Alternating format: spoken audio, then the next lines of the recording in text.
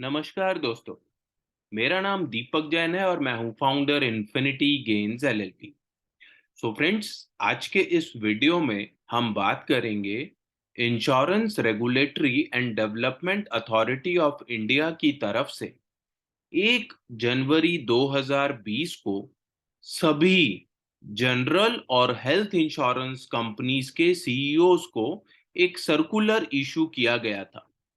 और ये सर्कुलर में गाइडलाइंस इशू की गई थी on migration and portability of health insurance policies. तो अगर हम बात करें, माइग्रेशन का मतलब ये होता है कि जब जनरल और हेल्थ इंश्योरेंस कंपनीज में किसी की भी हेल्थ इंश्योरेंस पॉलिसी अगर चल रही है, चाहे वो इंडिविजुअल होती है या फ्लोटर पॉलिसी होती है, और वो सेम कंपनी में किसी दूसरे या नए लॉन्च प्रोडक्ट में कन्वर्ट होती है, तो उसको माइग्रेशन बोला जाता है। इसी प्रकार पोर्टेबिलिटी की अगर हम बात करें, तो हेल्थ इंश्योरेंस पॉलिसी जब किसी एक कंपनी से किसी दूसरी कंपनी में जाती है, जिस तरीके से नंबर की भी, मोबाइल नंबर की भी पोर्टेबिलिटी होती है, सेम वे हेल्थ इंश्योरेंस की भी जो पोर्टेबिलिटी होती है, उससे रिलेटेड गाइडलाइंस इशू की गई थी। तो हम इसी सर्कुलर को आज बहुत डिटेल में डिस्कस करेंगे। तो सबसे पहले हम बात करते हैं नॉर्म्स ऑन पोर्टेबिलिटी की, कि पोर्टेबिलिटी को लेकर क्या नॉर्म्स दिए गए हैं। तो portability shall be allowed under all individual indemnity health insurance policies issued by general insurers and health insurers including family floater policies। अब पोर्टेबिलिटी का मतलब हमने यहां पर जान लिया कि जब एक इंश्योरेंस कंपनी से पॉलिसी ट्रांसफर होकर या पोर्ट होकर किसी दूसरी कंपनी के किसी दूसरे प्रोडक्ट में जाके ट्रांसफर होती है, तो उसको पोर्टेबिलिटी कहा जाता है। और यहाँ पर IRDAI की तरफ से पोर्टेबिलिटी को अलाउड किया गया है, वो भी इंडिविजुअल और फ्लोटर पॉलिसीज, दोनों ही पॉलिसीज के अंदर। इंडिविजुअल पॉलिसी की अगर बात करें, तो यहाँ पर इंडिविजुअल सम इंश्योर्ड होता है, यानी कि अगर हस्बैंड वाइफ एंड 2 किड्स हैं, तो हस्बैंड का अलग सम इंश्योर्ड होता है, वाइफ का अलग, और बच्चों का अलग अलग सम इंश्योर्ड होता है। वहीं अगर हम एक फ्लोटर पॉलिसी की बात करें, तो फ्लोटर में एक कॉमन सम इंश्योर्ड होता है, जो कि हस्बैंड वाइफ और दोनों बच्चों में कोई भी जरूरत पड़ने पर यूज कर सकता है। यहाँ पर एक और वर्ड दिया गया है जिसको कि हम यहाँ पर हम बात करेंगे, वो है इंडेमनिटी हेल्थ इंश्योरेंस। तो हेल्थ इंश्योरेंस जो प्रोडक्ट है, उसको इंडेमनिटी हेल्थ इंश्योरेंस पॉलिसी बोला जाता है, क्योंकि यहाँ पर आपके जो एक्चुअल खर्चे होते हैं, उन्हीं खर्चों को पूरा किया जाता है। जैसे अगर हम बात करें, तो पर्सनल एक्सीडेंट पॉलिसी को एक बेनिफिट पॉलिसी बोला जाता है, क्योंकि उसमें जो उसका अमाउंट है वो आप उस अमाउंट जो है, क्योंकि ह्यूमन लाइफ की हम ये मान के चलते हैं कि उसकी अनलिमिटेड वैल्यू है, तो वहां पर एक एडिशनल अमाउंट भी इंश्योरेंस कंपनी से लिया जा सकता है। But indemnity health insurance policies का मतलब यह है कि जो आपका एक्चुअल खर्चा होता है, वही आप इंश्योरेंस कंपनी से क्लेम कर सकते हैं। तो नॉर्म्स ऑन पोर्टेबिलिटी अभी हमने डिस्कस किया, यहाँ पर IRDAI ने ये अलाउड किया है। देन अब हम बात करते हैं नॉर्म्स ऑन माइग्रेशन की। तो माइग्रेशन का मतलब ये होता है कि जब सेम कंपनी के अंदर पॉलिसी किसी एक प्रोडक्ट से या दूसरे प्रोडक्ट में जब कन्वर्ट होती है या ट्रांसफर होती है, उसको माइग्रेशन बोला जाता है। तो हम समझते हैं इसमें माइग्रेशन के लिए क्या बताया गया है सर्कुलर में। In addition to the migration option to be provided to the policyholders are specified under Regulation 17(1) of IRDAI Health Insurance Regulations 2016। इस रेगुलेशन के अंडर में नॉर्म्स ऑन माइग्रेशन को बताया गया है।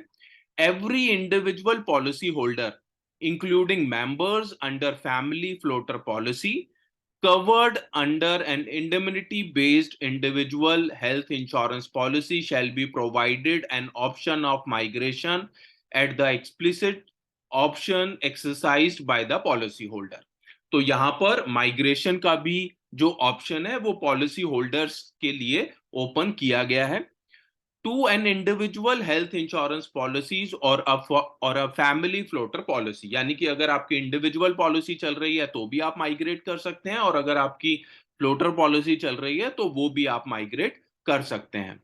to a group health insurance policy if the member complies with the norms relating to the health insurance coverage under the concerned group insurance policy.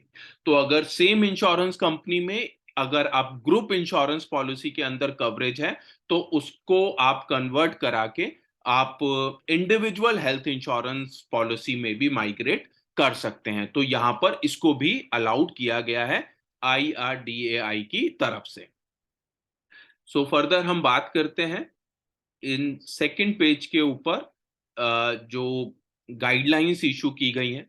Every individual member, including family members covered under an indemnity based group health insurance policy, shall be provided an option of migration at the time of exit from group or in the event of modification of the group policy, including the revision in the premium rates or withdrawal of the group policy, to an individual health insurance policy or a family floater policy।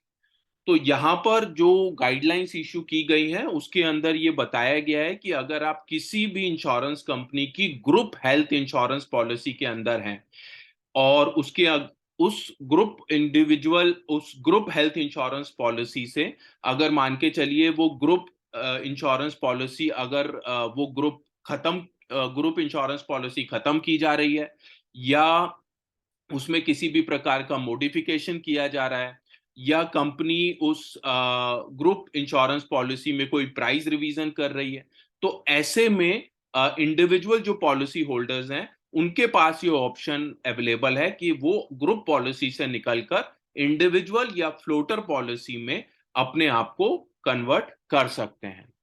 Migration shall be applicable to the extent of the sum insured under the previous policy and the cumulative bonus, if any, acquired from the previous policies.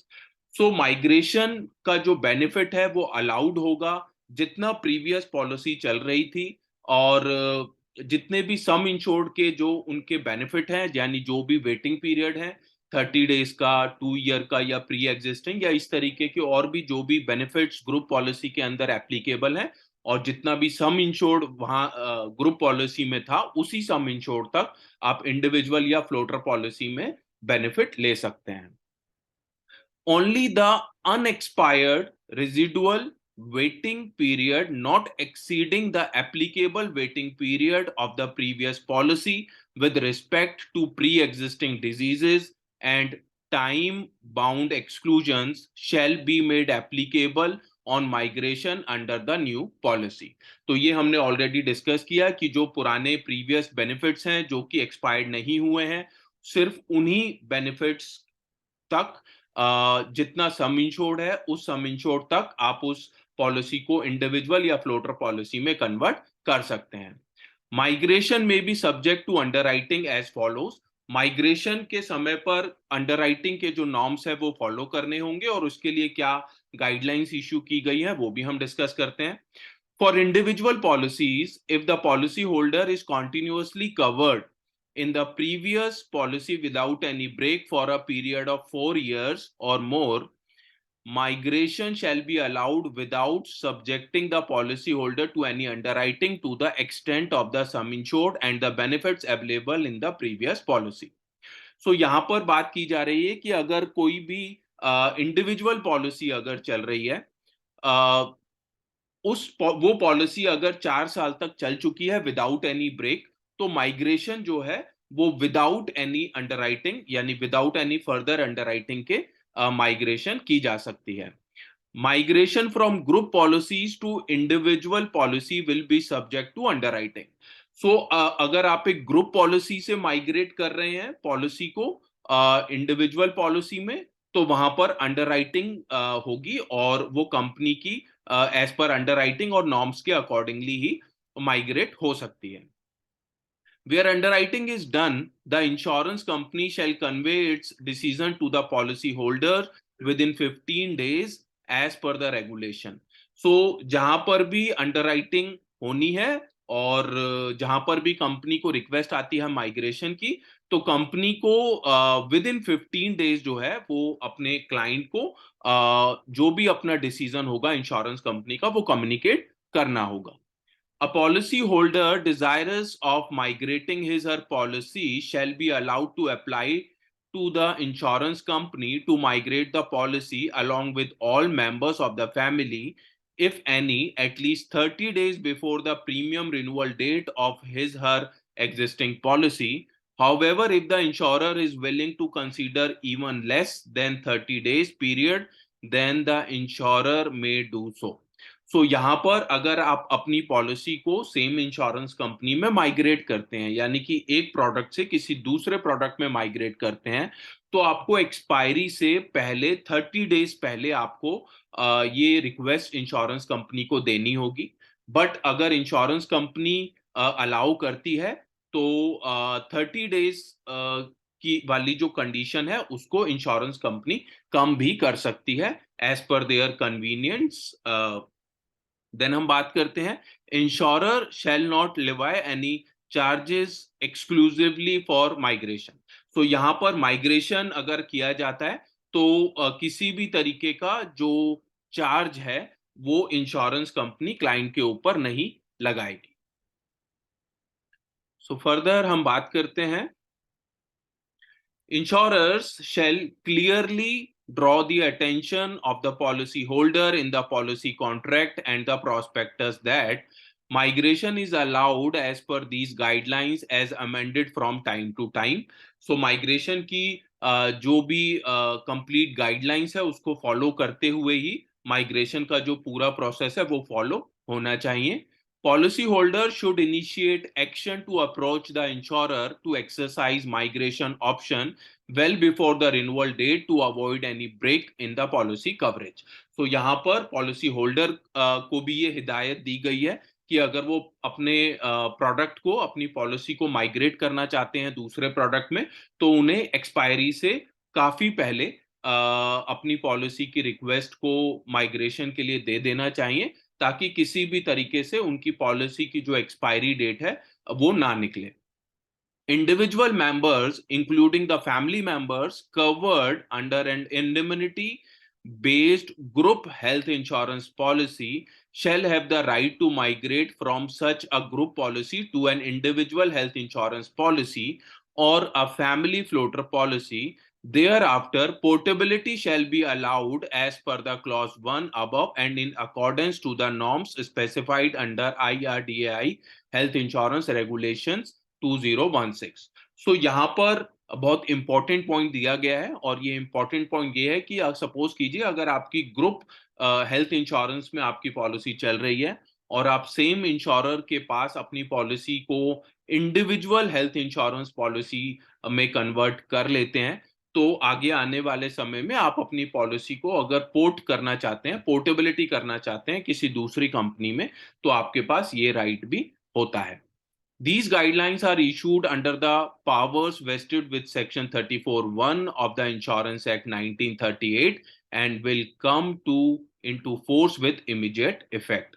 This has the approval of the competent authority. So ये finally friends जो हमने आज ये circular discuss किया, ये circular issue किया गया था IRDAI की तरफ से 1 जनवरी 2020 को, और ये सर्कुलर इशू किया गया है guidelines on migration and portability of health insurance policies के नाम से। सो फ्रेंड्स, आज के इस वीडियो में हमने कोशिश की IRDAI की तरफ से एक बहुत ही इंपॉर्टेंट इंफॉर्मेशन आपके हेल्थ इंश्योरेंस पॉलिसी से रिलेटेड जो इशू की गई थी। आई एम श्योर ये वीडियो आपको पसंद आया होगा, और अगर आपको ये वीडियो पसंद आया है तो प्लीज लाइक जरूर कीजिएगा। आपके इस वीडियो से रिलेटेड कोई फीडबैक, सजेशन या कमेंट है तो कमेंट बॉक्स पे कमेंट करके जरूर बताइएगा। और अगर आप चाहते हैं अपने फ्रेंड्स, रिलेटिव्स और एजेंट्स फर्टिनिटी में इस वीडियो को शेयर करना, तो प्लीज शेयर जरूर कीजिएगा। फ्रेंड्स, सबसे इंपॉर्टेंट बात, चैनल को सब्सक्राइब करना मत भूलिएगा।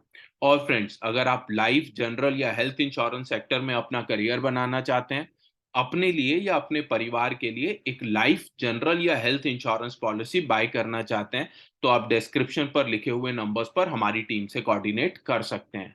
So friends, thank you so much for watching the video. Thank you.